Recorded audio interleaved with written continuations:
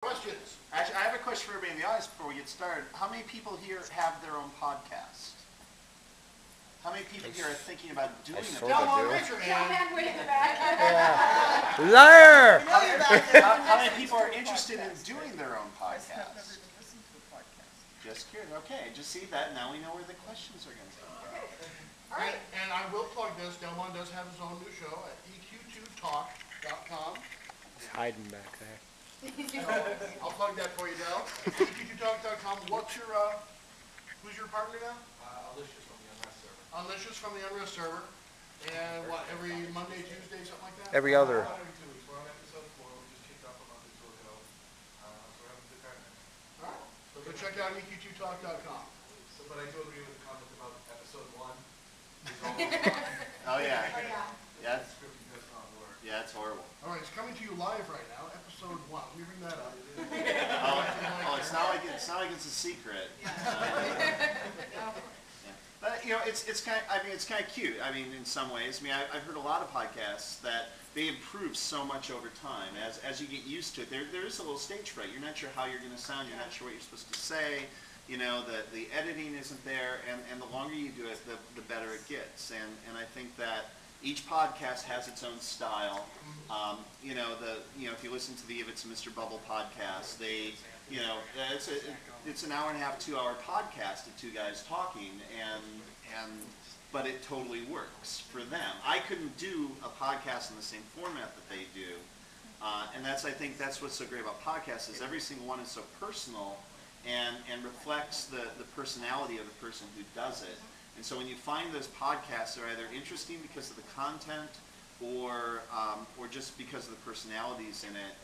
It's so much more interesting than listening to talk radio, and there's fewer ads. Yes. How long does it take you to edit one of your shows? It took me 3 hours. None whatsoever. No, that's not true. We usually take a music break for about 15 minutes in the middle. I cut that out, then I throw it up. Yeah. Robin said 3 to 4 hours for me too. It takes me about 3. Questions from you guys? Answers, solutions. Kind of a framing, Jason. How do you guys balance, working for a corporation and balancing that versus commentary, your own opinions, versus corporate's opinions? We have no opinions. We're not sure. Yeah, we share we opinions. definitely do. And I mean, we just keep it professional. Yeah, we keep it professional, and the absolute goal of our podcast is to entertain our players and to put a human face on our company. You know, we're just people, right? And that's what we want you guys to see. We're just people who love our company and our games just as much as you guys do. Yeah, That's what we want to get across. Yeah, I mean, there is, as community people, we definitely know what sort of like the hot topics are. And those might not always be the best topics for a podcast in general. But if changes are coming, it is actually an opportunity for us. There are times where on the forums, a conversation can be completely overrun by the negative comments, right? And people who agree with something or like something have a tendency not to post if they think they're just going to get bashed down by people that don't like whatever it is. And so we get like private messages on the forums. So, if you're an EQ2 and you do not like the idea of the EQ2 extended, you're probably not going to go and post in that thread. But we get private messages from people all the time. Hey, I think this is a good idea. I like this. And so it's an opportunity for us, I think, to get sort of the opposite side out sometimes, or get what the corporate side as well sort of are thinking on it. And then when it comes to our personal opinions, I think we express that pretty well. It's like, I never really played in that dungeon, or I just can't play that class. It's just not for me, and we'll explain why. And just like on the forums, we don't mind if people don't like something. We don't like if people want something to change. We just want them to express it in a positive and constructive way. So, I think we don't always agree with things, but since we say it in a positive and constructive way, it might not come across like we're disagreeing, but we do. We like to play both sides. Yeah. We look at it from both ends. Okay, this is what everyone's saying negative about it. It's bad, it's evil, blah, blah, blah. But let's look at it this way. Yeah. Right? There's a good and bad to everything. Yeah. station captain, they're taking our money. Well, they're a corporation, they need money. We're a business, right? Yeah, you're a business. I mean, I'm more than willing to pay $10 for, hey, that's a really neat looking outfit. I'll take that. I don't mind. The thing is that outfit doesn't make you a better player. It just makes you look better. Well, that's fine. That's That's why just- it's optional. Right. I don't understand, isn't it about looking better? Well, see, but we You must play in a really weird way. we played in another online game where people would buy gil, and then they would go and they'd buy equipment that made them superior to Right. I players. think you gave away the game when Now, you I've said always the said, guild. my opinion on the marketplace has always been, as long as you're not buying an Uber character. Put up all the appearance slot item stuff you want. I love it, the furniture. I've got the cherry grove, and you guys are coming up with the new Castellum Yeah, there's a stuff. new set. I love the look of the Castellum stuff. I'm gonna get that for my new house. But as long as you're not selling, the equivalent of my mythical weapon that I worked so hard to get, then I'm gonna be happy with that. That's fine. It's completely optional. If you don't like it, don't use it. That's a whole nother panel. Yeah. But back to But this would make for a podcasting. great podcast. Talking about it. Welcome to the all-new podcast. It's The more questions. Microtransaction Podcast. Love it or hate it. So, Right here. just as a general question, we have a corporate version of a podcast. We're trying to represent the company you work for, and then you guys represent an independent podcast of just players. How do you determine, when and if you're planning your podcast for that week or the next week? How do you know who is good enough to interview or to interject into your podcast to keep it interesting from one week to the next? Whether it's just, if it's not just yourself talking about subjects, how do you come up with, oh, well, I want to interview so-and-so. Let's ask so-and-so to be on our podcast. How do you come up to that and know that they're going to actually work on a podcast? Do you have to have experienced them like in voice chat to know they can actually do it? As long as you got a mic that works, you're on the show. I think the biggest criteria is scheduling. If you can make it, we will interview you. Especially on a live show, Yeah, like that's- Zanadi myself. That's one of the If worst you can parts make, of I the mean, live show. my problem is I have a late night show. Yeah. And I love having the Sony people on. You guys have come on time and time again. I've never been able to make it. Ashley's not been able to make it. I have a commute. And My, kids. my goal, Smedley, No, no. my buddy, my friend, I even wrote a song about you. I want you on the show. I want you there. I'm sure they'll take care of it. I'll buy more stuff on the marketplace. Ours is like what's hot right now, what's coming out. Like is EQ having an update? Is EQ2 having an update?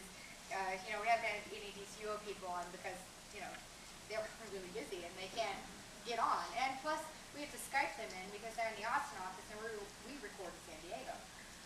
So we have those to account for. Plus, like you said, we do account for who has the voice, the personality.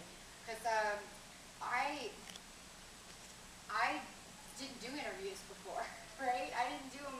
I've been doing it for over a year now, more than that actually, since Alan went from being community over to producer and then left the company. I mean, that's been a long span, so I'm better at them. But before it was really hard for me, so now I try to find people I've met before, I know before, but I am getting better at it, So. And also, when we invite people, if they're uncomfortable, we allow them to bring somebody else. Yeah. Hey, I'm not sure I can fill the conversation, can I bring another person? Yeah, because we're the community team is full of social butterflies. I mean, most of us are. That's what we do, right? Comfortable typing, not so We great like to talking.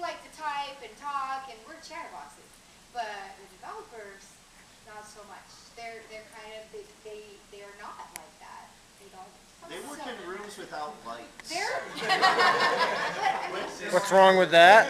That's not all of them, but a good majority of them, and those people that you guys want to hear And from, everything. sometimes aren't the people who are comfortable talking into a microphone.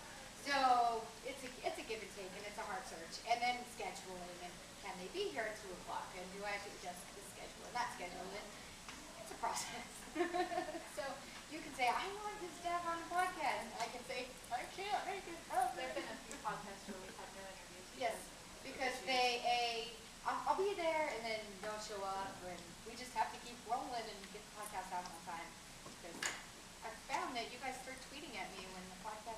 Where's the podcast? Now, I know for our show, we don't schedule guests as part of okay, we want to talk, this is a hot topic, let's get this guy. No, we actually try to revolve the show around the guest. Like, we'll have Den Mother on. And we won't talk about, hey, She's hiding back there. hi, Den Mother! But yeah, we'll have the guest on and we'll just talk about the guest. Yeah. We're here to talk about you. What's going on? What's happening? We kind of juggle both depending on who we can get. Yeah. And if we know that, okay, we want to do this show, it's more angled towards rating, or it's more angled towards role play this week, or we'll find somebody who kind of fits into that. But then if we have somebody, I want to come on, sure, no problem. What do you want to talk about? And we'll try to angle it around them. So I mean, it's all depending on who we can get, or it really depends. Yeah. Yeah, I think the few times we actually invited guests as part of the series on a specific topic was I did Know Your Role.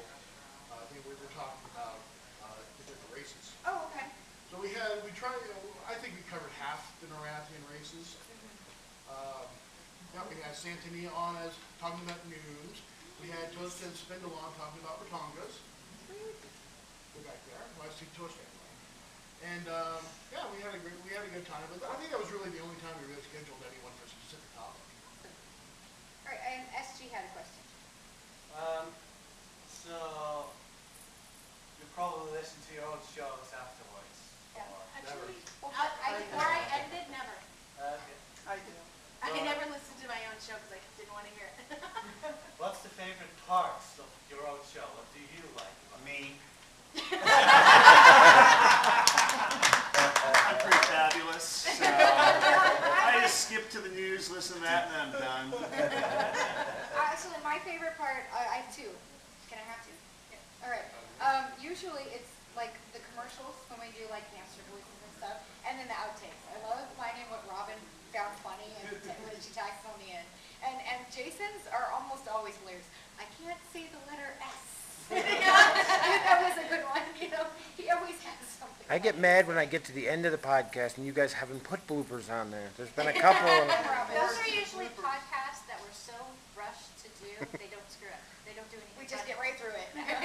I find it hard to Just believe leave she the doesn't mess-ups screw up. in the podcast. They're so bad that I have to cut them. Oh, yeah, okay. Disclaimer at the end. Sorry, no.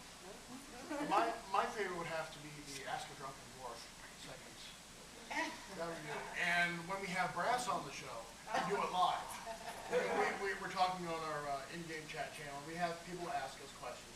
And of course, we're answering as drunken dwarves, and your answers may not be what you expect.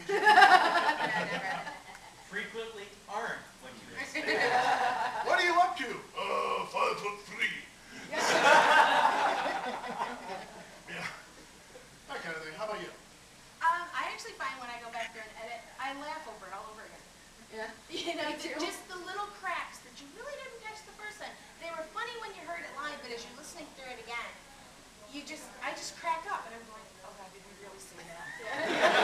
And then it's, do I edit this out? No, I better hear it. They already heard it anyway. Yeah, and I'll be doing that. I'll be busting up laughing, and the coworkers are going, "What are you aiming?" Yeah. And I can't hear them because I have my headphones in. Oh, she's listening to the podcast. I'll have my kids come in the room. And thankfully we're PG-13 because they'll go, Mom,